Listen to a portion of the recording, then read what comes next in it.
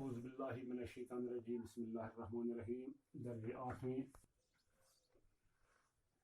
موضوع جابر بن حیان. یہ ہماری درسی کتاب کا 9واں لیسن ہے.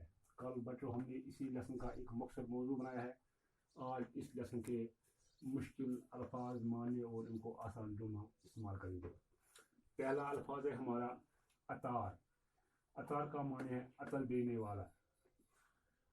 بچوں کو پتہ عطر کسے کہتے ہیں؟ جو ہم خوشبو لگائیں اسے عطر کہتے ہیں. آج عطار کی دکان بند ہے. اس کے بجائے دوسرا الفاظ فکر لاحق یعنی اندیشہ ہونا، پریشانی بڑھنا.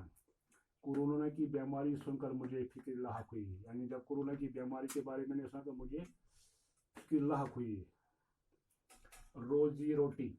روزی روٹی کا معنی ہے روزگار. یہ روزی روٹی کا معاملہ ہے، میں کچھ نہیں کہوں گا. کم سن یعنی کم عمر کا. موسوم. کم سن بچوں کے لیے الگ سکول کھولے گئے ہیں. اس کے بعد ہے میسر یعنی مہیا. دوسرا معنی اس کا دستیاب.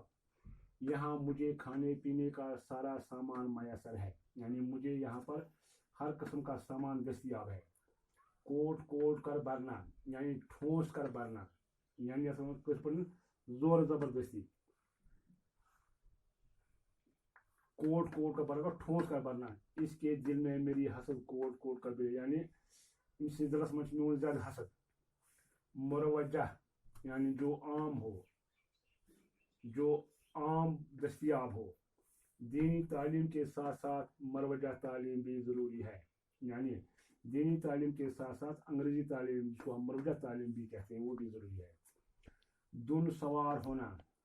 دن سوار ہونا کا معنی ہے شوق پیدا ہونا، شوق ہونا. مجھے زیارت بیت اللہ کی دن سوار ہوئی، یعنی مجھے خانہ کعبہ یعنی بیت اللہ شریف کی دن جانے کا شوق پیدا ہوا. بٹھی جس کو ہم چولہا کہتے ہیں. گوشت پکانے کے لیے اس نے بٹھی چڑھائی، یعنی اس کو گوشت پکانا تو اس نے پکانے کے لیے چولہا جلایا، بٹھی چڑھائی. کیمیا گر. دھات سونا بنانے والا. جابر بن حیان پہلے کیمیا گر ہیں، یعنی جو جابر بن حیان ہے وہ پہلا دھات سونا بنانے والا تھا. یہ ہے اس موضوع کے مشکل الفاظ اور جملے، الفاظ معنی اور جملے. انشاءاللہ اگر زندگی ہو تو صبح ہم اسی آگے اور کریں گے. باقی وسلام. ٹیچر غلام شیخ